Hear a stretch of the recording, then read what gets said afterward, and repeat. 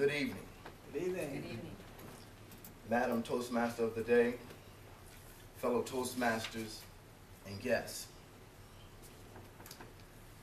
In an attempt to break the ice, I'm going to give you a brief overview of my life thus far. I'll touch on some personal, educational, and professional moments. I simply entitled it, My Journey. I was born and raised in Baltimore, Maryland, raised by both my mother and my father. My father is a retired General Motors auto worker. My mother was a registered nurse at Sinai Hospital. She passed away in '97 from cancer. I really appreciate and acknowledge the sacrifices and the hard work that my parents did for me and my siblings. My mother was a great mom, everything a mom should be. My father presented an outstanding example of manhood and fatherhood. He took care of his wife, he took care of his home, he took care of his children. He was a disciplinarian. There was order in the home. When me and my brother stepped out of line, and we often did, we didn't get the chance to go in the corner for a timeout. We got the strap on our butts. That's old school, and I'm proud of that. I think they call it child abuse today. As a young age, I took an interest in sports, as many youth do. Particularly, it was football or martial arts. My parents gave me a decision, or made me decide, you can choose between one or the other, but not both. So I chose football. I've been playing football since probably I was able to run, not organized, but just around the home and in the neighborhood.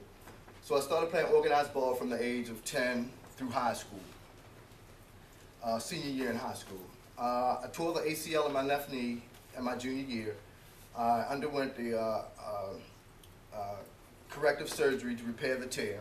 And I mentioned this, this experience for two reasons. For one, at some point in time in a young person's life or a young adult's life, your life, in many cases, not all cases, but in many cases, your life's dream or your childhood fantasy comes to a halt. A reality starts to set in. And this was the time for me. I always thought that I would at least, get a football scholarship, get a free education out of it, take the financial burden off my parents. But that didn't happen. And I remember realizing that something that I had been doing for quite some time since I was a small child, all the way through high school, my senior year, is pretty much over. I'm not going to get a free education out of it. I'm not going to make any money out of it. So that particular dream or fantasy as a childhood, that was over. And then another reason why I mentioned that is because the surgery itself. Pain from surgery is one thing, but the rehab is something entirely different. You know, agonizing day in and day out of rehabilitation.